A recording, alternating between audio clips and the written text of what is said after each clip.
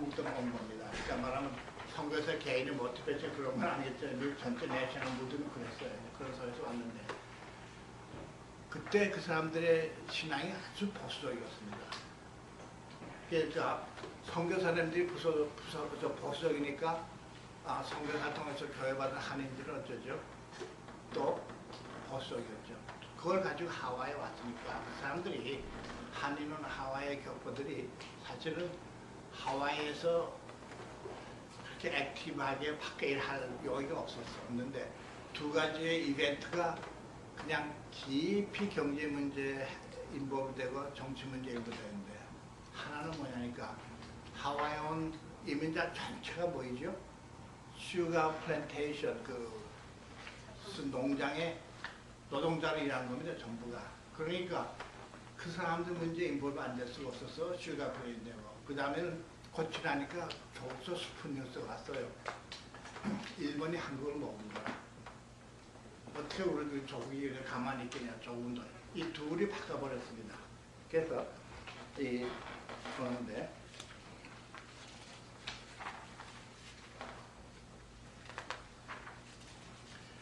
페이지 8 한번 보세요. 페이지 8.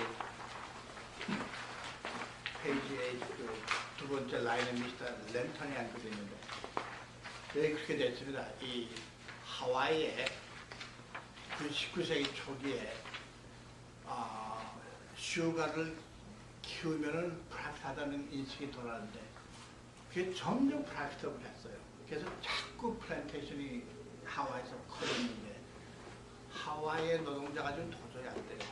그래서 그 다음부터 수입한 겁니다. 노동자를 수입했는데 특히 19세기 말기에 하와이가 미국의 영토가 됐거든요. 그 다음부터는 슈가 마켓이 그냥 굉장히 팽창해서 노동자가 굉장히 필요했습니다. 그래서 이제 막 불러왔는데 슈가 플랜테이션의 매니저는 누구였느냐 하면 초기에 19세기 초기에 미국서 선교사를 하와이에 보냈습니다. 그 사람들은 자녀들이에요. 아버지는 부모들은 선교사지만 자녀들은 장사꾼을 변한 겁니다. 그래가지고 그 사람들이 슈가 플랜테이션을 주로 운영해서 슈가 플랜테이션 매니저들은 오리지널 미셔너리의 자녀들이었습니다. 그러니까 자연히 그런 배경이 있으니까 노동자 중에 개신교 교회 가져온 사람은 그 사람들이 흥미를 가지고 봤는데 특히 한인에서 흥미 가진 것은 뭐냐 할까 한인들이 너무 일을 못해 일의 능률이 낮아서 예를 들면 일본 사람들은 대부분이 농서서 그대로 왔습니다. 그래서 슈가 플랜테이션이 일이 많은데도 어떤 일본 농민은 뭐랄까 일본보다 쉽다는 겁니다. 중국도 마찬가지 중국 농인데 한국에서 7,000명 온 사람들은 성분이 어쩌나 대부분이 도시에서 왔습니다. 도시에 교회인데 그 도시에 있는 사람들이 도시 출신이니까 시골 사람들이죠. 시골 사람들이 하도 그 당시 이전말이 어려우니까 그냥 도시를 밀려온 거예요. 그 도시 밑바닥에 있다가 교회도 다녔다가 어떻게 이민 오고 그러면서 농사에서 손을 떼고 있었던 겁니다. 하면서 갑자기 하와이 가서 농사를 하려니까 안 돼가지고 33개 중에 제일 일 못하는 그룹이 푸에토리칸인데 한인이 푸에토리칸보다 조금 난주변이었어요.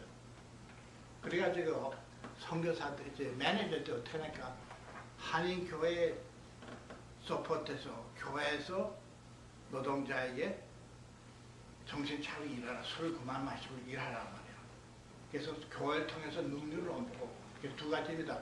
교회를 통해서 일 능률을 옮기고 그 다음에 슈가 플랜테이션에 오래 남아서 슈가 플랜테이션 워커로 일해달라는 두 가지. 그래가지고 굉장히 서포트했어요.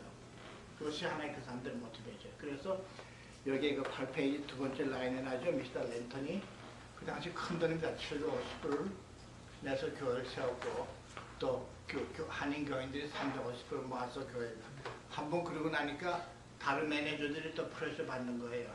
그래서 했는데 그 다음에는 그 두 번째 패러그래프인데요. 그 다음에는 매니저들이 목사님하고 전도사의 개인 생활비를 냈습니다. 여기 보죠. 어떤 매니저는 10불씩 매달 줬고 어떤 20불 줬고 30불, 35불씩 줬다고 그랬죠. 그걸 한 10년, 20년 계속했습니다. 여기에 이제 문제가 생기는 겁니다. 여기에 이제 문제 생기는 거예요. 왜냐니까 여러분들 돈 받으면 뭐 해야 됩니까? 은혜를 갚아야죠. 근데 우리 교인들은 전부 플랜테이션 워커라. 그러면 교회 입장은 단순히 프로 레이버야 합니다. 근데 돈은 매니지먼트 쏘니까 프로 매니지먼트 입장을 또 지켜야 되는 거예요. 그러니까 교회가 완전히 딜레마에 빠진 겁니다. 그렇죠? 교인들 생각하면은 워커 입장에서 얘기를 해야 되는데 정말 뭐죠? 뭐의 포도송이라 그러죠? 이렇게 오니까 그 다음에 이건 또 프로 매니지먼트. 그래가지고 딜레마예요. 그래서 제가 그 딜레마에 해봤습니다. 그 페이지 9에 첫 번에 나오는 거.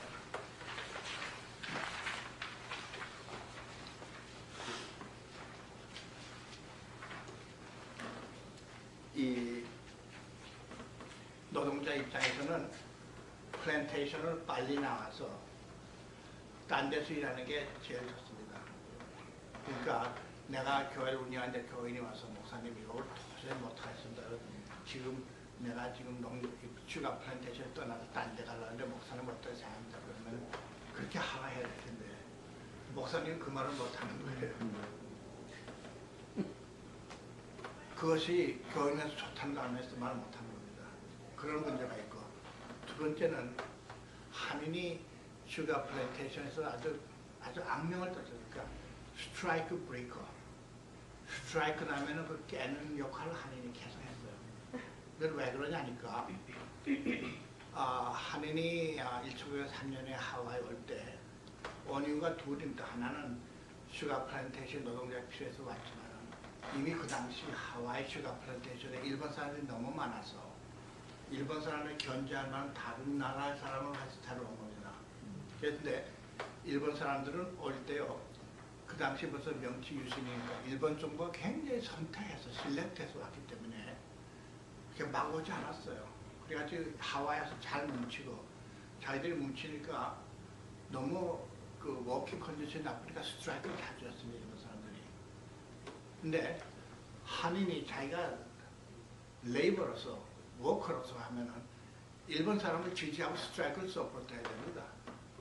근데 한인은 항상 그 일본 사람 스트라이크 하면은 매니저 도움으로 스트라이크를 깬 걸 했는데 두 가지. 하나는 스트라이크 기간에 웨이지 더 받습니다.